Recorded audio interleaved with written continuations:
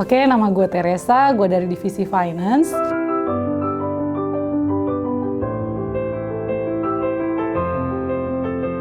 ...2022 tuh amazing banget buat gue, karena apa, kayak gue baru ngerasain ada satu pengalaman yang mungkin gue nggak bisa share gitu kan, karena itu bad experience, tapi new experience buat gue gitu, kayak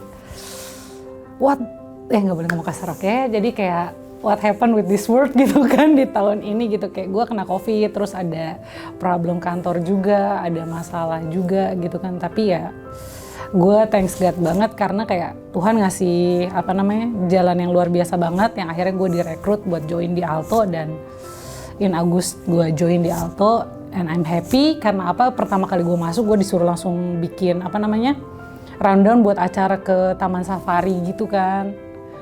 Jadi gue baru masuk sekitar seminggu itu udah diajak jalan-jalan gitu ke Taman Safari, dan ya lumayan healing lah ya kalau anak Jakarta Selatan bilang. Buat gue ya itu tadi, financial freedom itu penting banget gitu kan, karena at the end kita bakal nggak bisa kerja seumur hidup juga gitu kan, dan financial freedom ini nantinya akan membantu juga sih gitu. Mungkin do the best and be the best aja sih, itu satu prinsip hidup gue sih. Jadi gimana caranya, karena gue juga orangnya ibarat kata kalau game itu gue nggak suka kalah gitu loh. Gimana caranya gue achieve dapetin si urutan nomor 1 itu, however it is gitu kan gitu. Nggak ada yang namanya atasan sama bawahan gitu ya, we work as one team. Jadi gimana caranya itu ya sama rata sih, cuma bedanya mungkin kayak gue tuh kayak ketua kelompok yang memang bisa jadi speakernya teman-teman yang satu tim gitu kan. Jadi bukan yang, nggak ada yang namanya bawahan atau atasan sih, everyone is same gitu. Gue sih ngerasa mungkin saat ini tuh lagi banyak banget yang namanya leadership syndrome.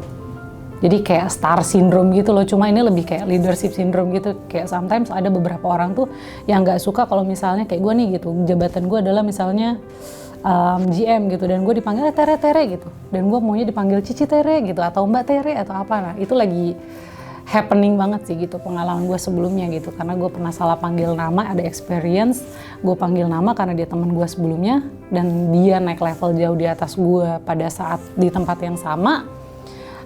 Dan gue panggil nama gitu kan, hey ini gitu, tapi ternyata dia bilang kalau bisa panggil gue pakai Koko atau Mas ya gitu.